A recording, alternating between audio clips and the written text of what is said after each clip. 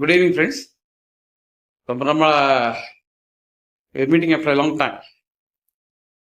இப்போ கோயிலெலாம் பற்றி நிறைய நான் போட்டுருக்கேன், பார்த்துருப்பீங்க, வீடியோஸ்லாம் பார்த்துருப்பீங்க.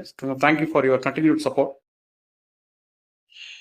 கோவிலில் நிறைய யஜ்யங்கள்லாம் இப்போ நடக்கிறது அங்கங்கெல்லாம், யாகங்கள்லாம். இப்போ நம்ம வீட்லேயும் நம்ம பண்ணுறோம். நவகிரகம்னா இங்கேயும் நடக்குது, அங்கேயும் நடக்குது, கோவிலையும் நடக்குது.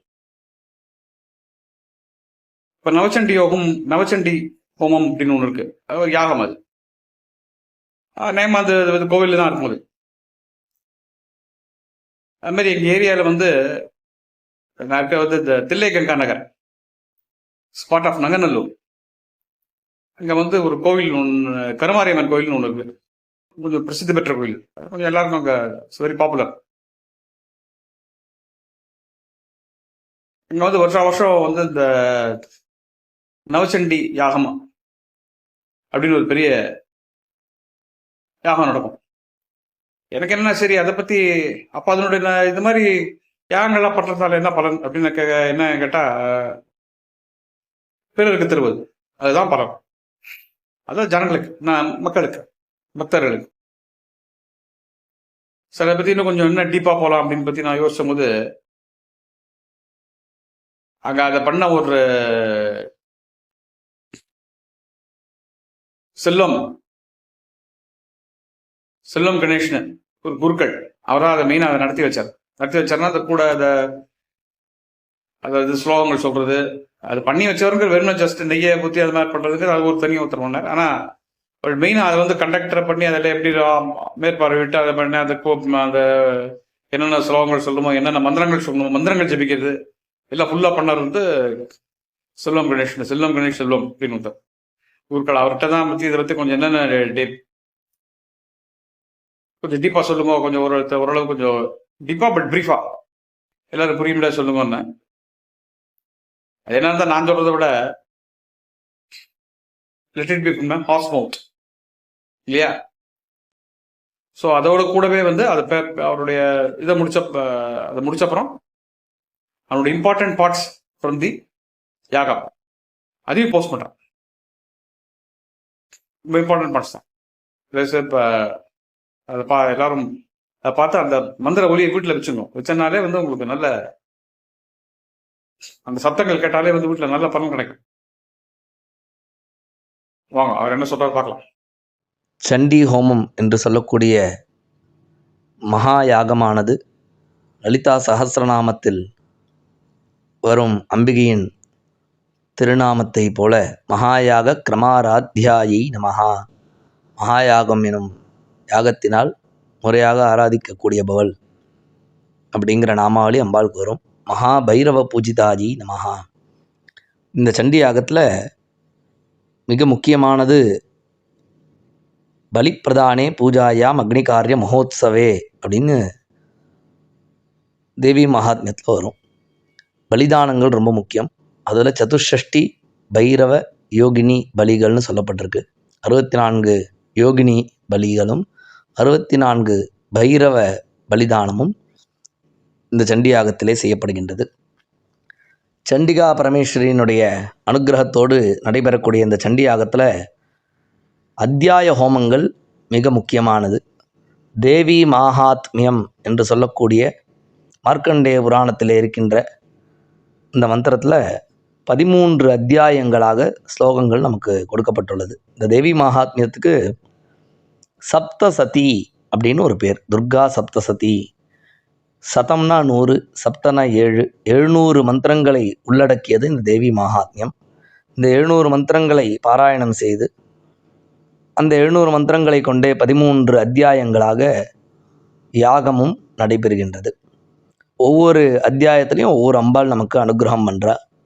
முதலாவது அத்தியாயத்தில் மகாகாளி என்று சொல்லக்கூடிய அம்பிகையும், 2வது அத்தியாயத்தில் மகாலட்சுமி என்று சொல்லக்கூடிய அம்பாளும், 3வது அத்தியாயத்தில் சங்கரி என்று சொல்லக்கூடிய சண்டிகையும், 4வது அத்தியாயத்தில் ஜெயதுர்கை என்று சொல்லக்கூடிய சண்டிகையும், 5வது அத்தியாயத்தில் மகா சரஸ்வதி சண்டிகை என்று சொல்லக்கூடிய அம்பாளும், 6வது அத்தியாயத்தில் பத்மாவதி சண்டிகையும், 7வது அத்தியாயத்தில் ராஜ மாதங்கி என்று சொல்லக்கூடிய சண்டிகையும், 8வது அத்தியாயத்தில் பவானி என்று சொல்லக்கூடிய லலிதாம்பிகையின் ரூபமாக இருக்கக்கூடிய அம்பாளும், 9வது அத்தியாயத்தில் அர்த்தாம்பிகை என்று சொல்லக்கூடிய சண்டிகையும், 10வது அத்தியாயத்தில் காமேஸ்வரி என்று சொல்லக்கூடிய சண்டிகையும், 11வது அத்தியாயத்தில் புவனேஸ்வரி என்று சொல்லக்கூடிய சண்டிகையும், 12வது அத்தியாயத்தில் அக்னி துர்க்கை என்று சொல்லக்கூடிய சண்டிகையும், 13வது அத்தியாயத்தில் சிவாதாரிகா என்று சொல்லக்கூடிய சண்டிகையும் இங்கே ஆராதிக்கப்படுகின்றார்கள். அம்பாளுடைய அனுகிரகத்தோடு இந்த சண்டியாகத்திலே கலந்து கொண்டு அனைத்து பக்தர்களும் எல்லா விதமான செல்வங்களையும் பெற்று பேரானந்த பெருவாடுமாறு பிரார்த்தித்து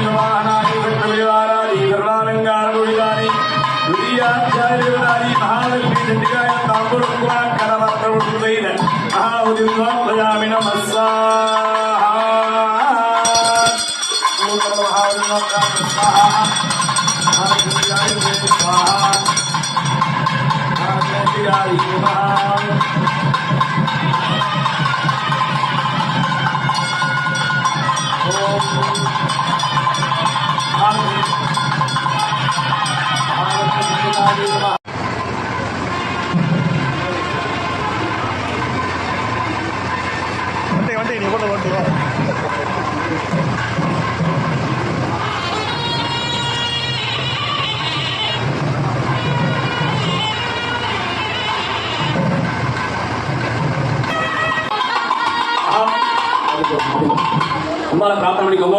செட்டியாருடைய முதல் கால யாகத்தின் மகா பூர்ணாகுதி வைபவமானது நடைபெற இருக்கின்றது.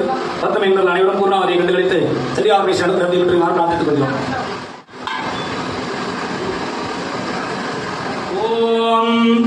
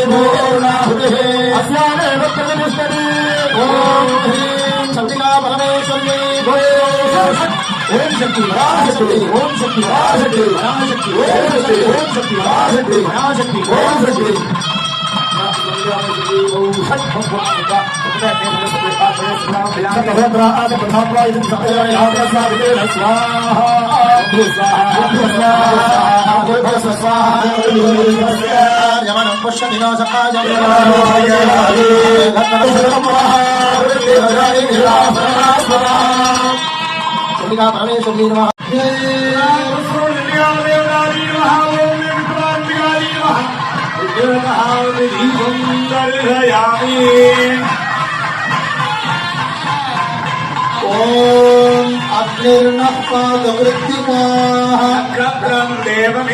इदमासाम्बचक्षणम् यस्य भान्तरस्मयो यस्य केतवः सकृद्दिगातिरभिसंवसानः चलिता परमेश्वर्यै नमः इदं नक्षत्रदीपं प्रदर्शयामि